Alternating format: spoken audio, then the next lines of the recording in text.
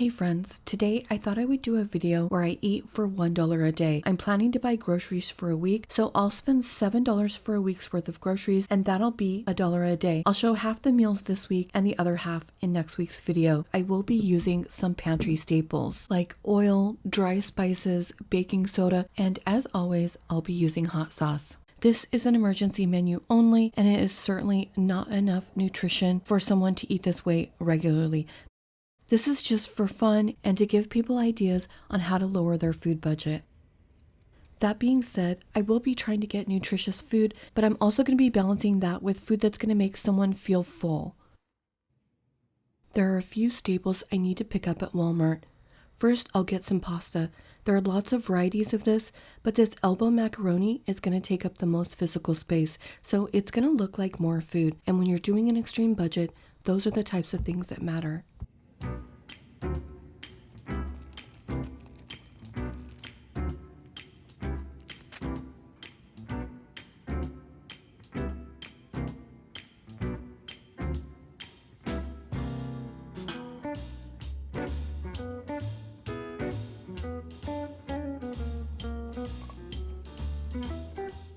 And since I only have $7, there's no way I can fit 12 eggs into my budget. That would be more than a third of the entire budget, and I just wouldn't have enough money for anything else.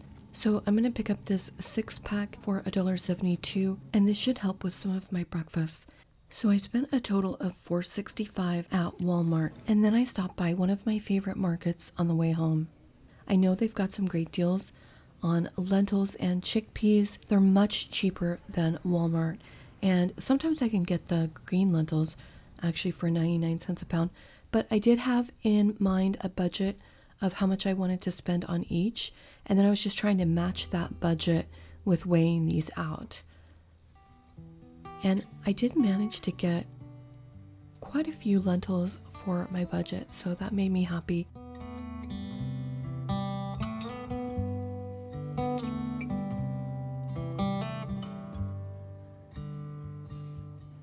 They had an excellent deal on brown onions. They were 3 pounds for $1, and they also had potatoes 3 pounds for $1. So my goal was to try to find as small of an onion as possible, and this one is tiny. And it barely weighs anything, so that's going to be very inexpensive. And then I got a little bit larger of a potato. I'm thinking of a few ways that I could use this. Maybe I could cut out a little of the inside and use that for a soup. And then maybe I could use the outside shell and then stuff it with a protein. There were carrots on sale. I'm just kind of showing the prices. And then there was parsley, 3 for $1. So I got Italian parsley. And then I noticed that they had these Granny Smith apples for 69 cents a pound. So I picked out a large apple. I'm thinking I can do some desserts with this. There's actually a few ways that I can use an apple. So I'm going to go ahead and get that. And then that's going to end my haul for the week. I ended up spending $2.31 here. And at first they were overcharging me for the potatoes, but then they took it off and gave me the right price. So anyway, I can't believe I got that onion for 8 cents. I think that's the cheapest onion I've ever purchased, but I think it's also the smallest. So I spent $6.95 in all, and I'll put that price list in the description area of my video. And I know this doesn't look like much, but this flour is the magical ingredient that is going to bring everything together. We could basically mix everything in this group with flour in some way to make so many different kinds of meals. So it's really just about what are we going to do this week with it. And I did get more chickpeas than I thought I would get for the money. So that's good because those are going to go a long way. There's lots of different things I can do with those, and they're going to add a lot of protein. And for the apple, I was thinking it might be fun to make some kind of dessert with this, like an apple strudel, or I could make like an apple pot pie, maybe even an apple empanada. That would be delicious. Or I could use it with a breakfast. Maybe I could make some pancakes with apples on top. I could also make some apple crepes. I think those would be really good. I could make some Dutch baby pancakes, but I have already made those on the channel. And I think those would take more of the eggs than I want to use for each breakfast. The options are really endless. I guess it just comes down to what I'm in the mood for eating, and also considering what desserts require the use of an egg and which ones don't. I want to save the eggs for breakfast items only, and I want to try to get those to last for 7 days. And I only have 6, so I have to figure something out for the 7th breakfast. So the potato is going to go a long way. Like I was saying earlier, I'm planning on using some of the inside of this for a soup and then cutting this in half and baking both halves. So I can use one half for one meal and one half for the other meal. And then this carrot, I think this would be great in some soups. Maybe I might make a pasta salad, would be good in that. I could make a rice salad. Actually, I haven't done that yet. And then this onion is just packed with flavor. There are so many things that I can season with this tiny little 8-cent onion. That is a steal. I do wish I had more vegetables, but that's typically the problem when you're on an extreme budget, is that you just don't have enough money for fresh fruits and vegetables. You're really focused on trying to get food that's going to fill you up. And I know it seems like an odd thing to purchase an herb when you're on an extreme budget, but parsley is going to do a lot here. Not only is it super nutritious, it is high in antioxidants. It's great for bone health. It has vitamins A, C, and K, but it's also going to add a lot of color and visual appeal to our dishes. I'm going to try to incorporate this as much as possible into the meals, and I cut off the stems. I'm going to just put these in the water.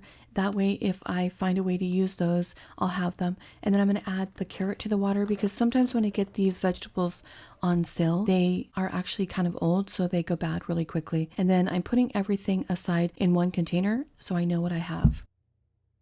I decided to step out of my comfort zone and make a loaf of white bread. I always thought my first loaf would be sourdough, but a person would need a sourdough starter for that. So I'm basically just going to go with a no yeast white loaf of bread. One of my favorite ways to get through extreme budget weeks is to make a loaf of bread of some kind. Usually for me, that's like a banana bread. You can actually make that with just one banana. And then I've made, of course, other breads like cranberry orange bread. And then I also made a zucchini bread.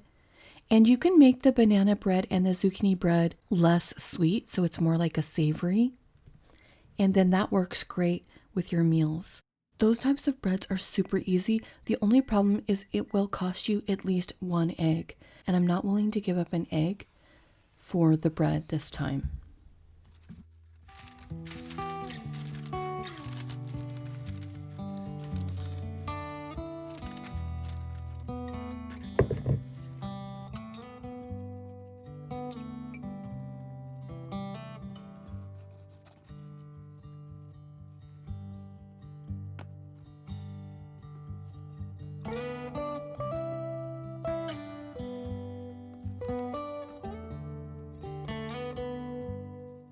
I usually use 2 cups of flour in the loaf breads, but this recipe is calling for 4 cups. I'm following a recipe I found online that was highly rated, and it comes from the blog Recipe 10 Eats. And it also called for a whopping 8 teaspoons of baking powder, which is the most I've ever used in a recipe, but baking powder does help it to rise. So I can see why you would be using more if you're trying to use a no yeast recipe. And then I'm just going to add 3 teaspoons of sugar and 1.5 teaspoons of salt.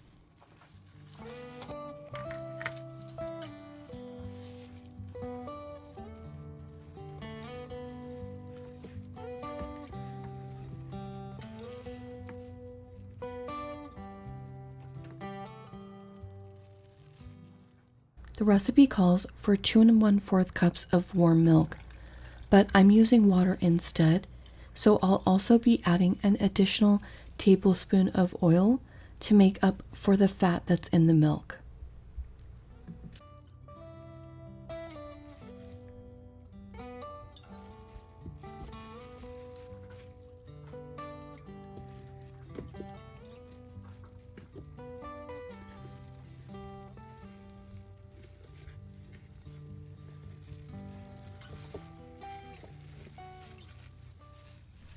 had my plastic glove on because I guess I thought I was going to be kneading this bread, but as it turns out, it's just the easiest recipe ever.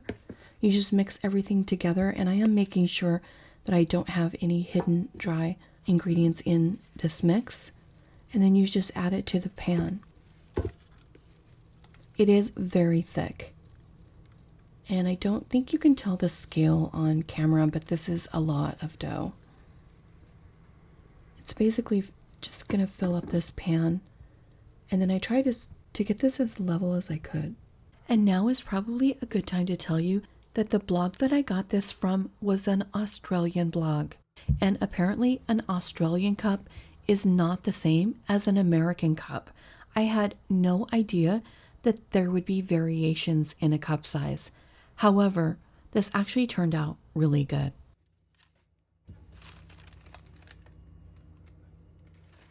Wow, so look how much it poofed up. That is crazy looking.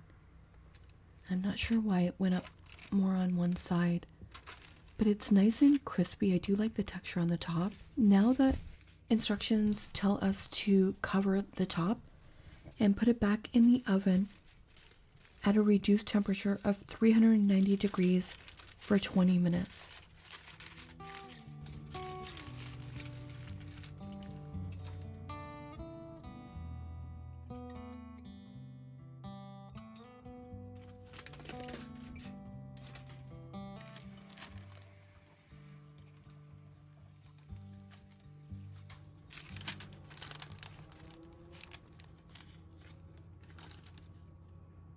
I was reading that you're not supposed to try to cut the bread while it's still warm, but my son was home and he was giving me a bad time about how he wanted to try my fresh bread.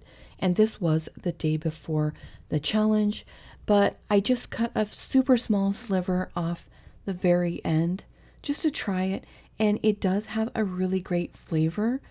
I was a little concerned with all of that baking powder, but it actually tastes delicious.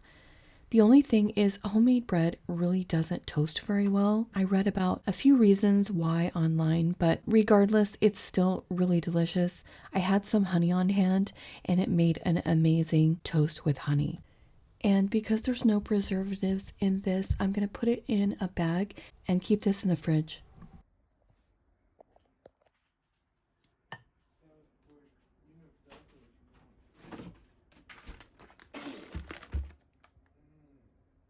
And I don't think that was the best idea for the bread because it does have some moisture on the top of it, more than I would have expected. So next time I'm going to wrap it in a towel and then put it in the bag. The second slice is a little thick, but I think that that's about right. When I tried to slice these thinner, it just didn't seem to work out very well. For my breakfast for day one, I made a fried egg on a toasted piece of bread. And I didn't cook the egg perfectly to my liking, but maybe tomorrow I'll make it better. One of my favorite ways to eat eggs are to simply just fry them up in a pan. I like to get a nice brown, crispy edge around the outside of the egg, and then have the egg be a little bit yolky in the very middle. And that was my toast. It didn't get very brown, but it is crispy. And then I used just a touch of hot sauce on the top. This is the Red Hot. And in case you missed last week's video, they had this end cap at Walmart where they had these little hot sauces for $1. And then I just added on some fresh cilantro to give it a little color. I set aside 6 pieces of bread just so I have enough toast to go with my eggs for the rest of the week. And then I have this much bread left over to do something with. And then I have this, which I might make some breadcrumbs with. And here was my second attempt on this, and I did much better. This time I made the egg perfectly, and I let my son try some of this, as you can see. And I also figured out how to get the bread crispy by just frying it up in a pan. And then for my third breakfast, I made French toast, and then I made candied green apples for the top instead of a syrup. And this doesn't look very beautiful, but this is the best French toast I've ever had. I found a recipe online from Tastes Better from Scratch, and it was super highly rated, and it was a little bit different, so I decided I wanted to try it. And I started with my egg, of course, and then it calls for a little flour, which is the part that's different from other recipes. And then I added that together, and the recipe does call for you to add it to a blender, and that's probably because it's easier to mix up the flour and egg, but I just used a whisk and it ended up fine. And then the rest of it is just normal way to make French toast. I added a little salt, some sugar, some cinnamon, and mix that all together. If you do have vanilla, then feel free to add that in. I didn't add it because I don't know that everyone would have vanilla. And then I added a little water and oil in place of the milk that's normally added into French toast. And then I just whipped that together and dipped in my toast and fried it up in a pan. And you could always make several of these at a time and then add these to the freezer and then just take them out and either put them in the toaster or the microwave. And then for the apples, I just added some brown sugar and a little oil and fried these until they were ready. And the apples in this were just my favorite topping for French toast because they were kind of tart but sweet at the same time, and they just really did it for me. Another reason I like this so much is because the bread wasn't soggy, and I think that's because of the addition of using flour. Now, some people might like it soggy, so if you do, then don't add the flour to the mix.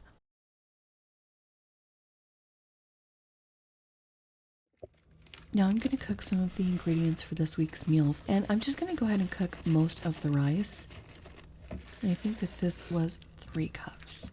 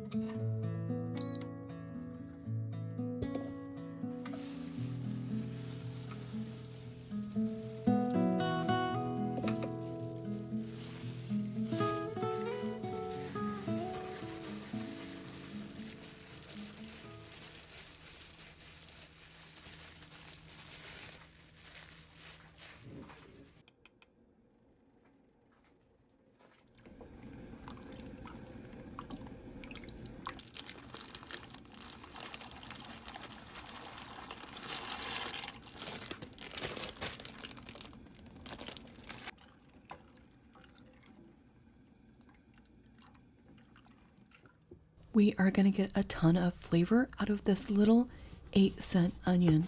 I'll use this in several dishes.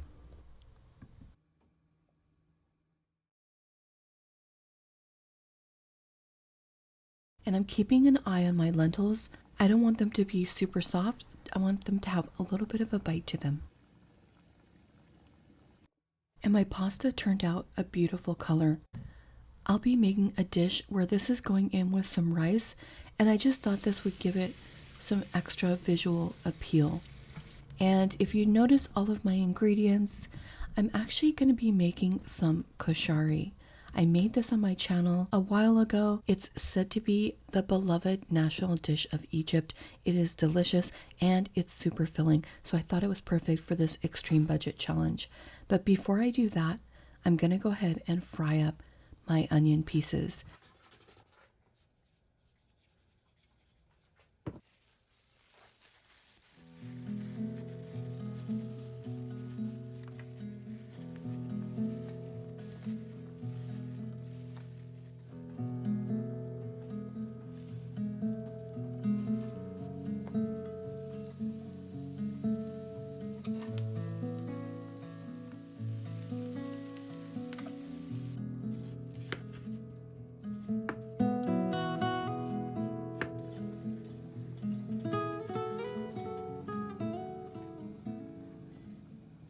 Once I had fried my onions that were coated in flour, I removed those and then I added just regular sliced onions into my pan.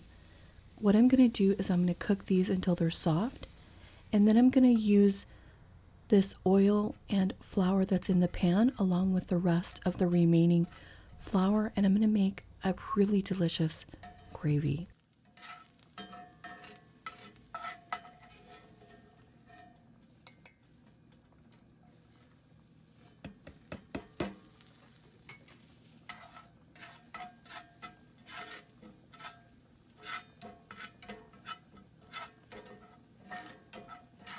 And I do like lots of black pepper in my gravy.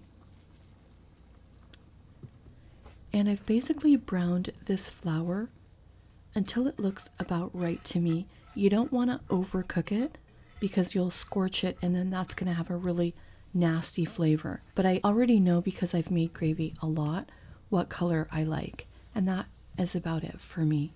And then you're just going to add in the water.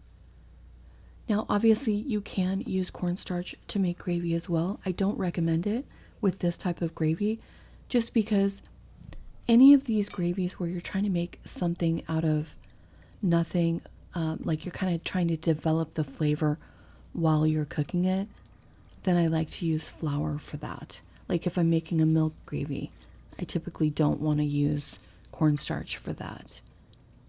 It just doesn't turn out as good. And then I'm going to add salt because I didn't add that already.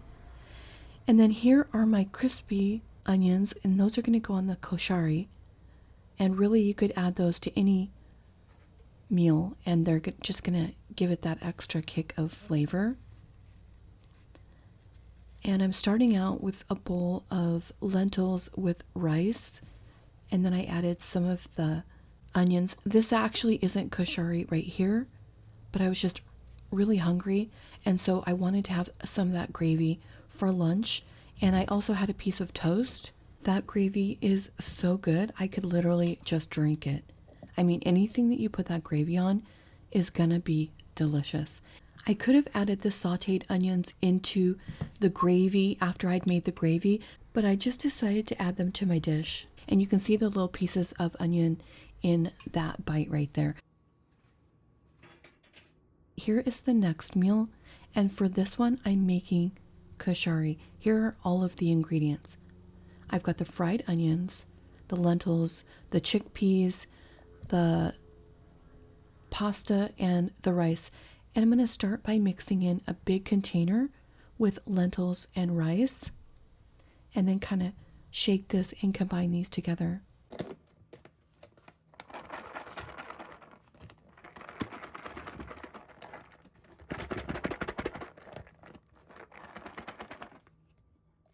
There's another dish called mujadara, which is a distant cousin to koshari, and you can make that as well. Basically, that just has the rice and the lentils with the crispy onions on top. But koshari also has the addition of chickpeas and pasta. And then it typically has a spicy tomato sauce on top. And I didn't want to purchase tomato sauce, I was just out on the budget. And since I normally do include a hot sauce in these, I thought I would just use a hot sauce for a topping. But you're probably going to want to have something for the top. It's just nice to have something that's acidic, because this is a very rich dish, which is another reason that the onions go so well with this, because they help to cut through that richness. So if you don't have any hot sauce, obviously you can make your own. If you purchase a jalapeno for like 8 cents and add some vinegar, you can look online. There are some super easy recipes just to make a small amount of hot sauce. But this is my first meal, and it was delicious. I ended up thinking the same thing as I thought last time I made this, that I didn't make near enough onions, because those little pieces of fried onions are just like gold in this dish. It has so much flavor, and there are lots of different ways that you could tweak this dish to your liking. Okay, so I made 2 koshari dishes, and I have this much rice left over. So I think I'm going to go ahead and add to it. I added a little more rice and lentils, and then I made a third dish. I'm going to freeze this for later in the week. I don't typically like to eat the same meal more than twice in a row. And I made a simple dressing with a little oil and vinegar and herbs. And then I'm going to use this with some of the pasta that I made earlier to make a cold pasta salad. And to this, I'll be adding some chickpeas, and I used a tiny amount of that carrot. I don't even think it was a third of the carrot. I'm trying to save most of that for later. And then the nice thing is I've got lots of this fresh parsley, so that's going to give some great flavor and color and also nutrition to my cold salad. Okay, so I'm making this and it's going to be delicious, but if you want to elevate this to a 10 and you have mayonnaise, just add in a spoonful of mayo, whether that be plant-based mayo or regular mayo, and that's going to elevate this substantially. However, I will say that this was delicious. It did need something else, so I decided to add just a small amount of the green apple in here, and I'm trying to save most of that for later because I've got some really great ideas for how I want to use this and some delicious recipes to make with that. But adding just that touch of apple made this really good. This tastes especially light and refreshing after the richness of that koshari dish. When I looked at my ingredients, I realized that I had the items to make a chickpea sandwich. I made this once before and I really enjoyed it. But last time I used canned chickpeas, and this time I'm using regular chickpeas, and these are mashing much better. Canned chickpeas are always a little hard, but what you can do is you can put those canned chickpeas back into a pan and just boil them a little longer, and they'll get nice and soft and have a better texture for these kinds of applications. And I do have to say that this homemade bread is phenomenal fried in a sandwich like this. I don't think this would have tasted near as good if I would have just used a store-bought loaf of bread that I would have found on sale. This is kind of dense and the pieces are kind of thick, and it's just so tasty fried up. I did add a little bit of hot sauce to this, and that just elevated it even further. This was so good. This is one of my favorite things that I made this week. I was actually surprised that in some of these meals, they were much better tasting because I had the homemade bread. I did run out of time this week because, as most of you know, I do have a full-time job. I did want to show you a few ways to mix up the koshari because I had 3 servings of that. But if you get tired of eating something over and over, you can always change the form of it. So in other words, you could throw all of that koshari that I had in the freezer into a soup and make a soup out of it. I was also thinking that you could fry up the macaroni with a little garlic salt and then add that in, and it would definitely elevate the dish. But anyway, that's it, guys. I am out of time. I hope you enjoyed this video, and I hope you'll tune in for next week's conclusion of this. Thanks so much for watching, and I'll see you next Sunday. Morning has broken, my windows are open. Wanna feel the wind blow through my hair. Which way do I follow? What happens tomorrow? I turn to you and hope you can guide the way. Sometimes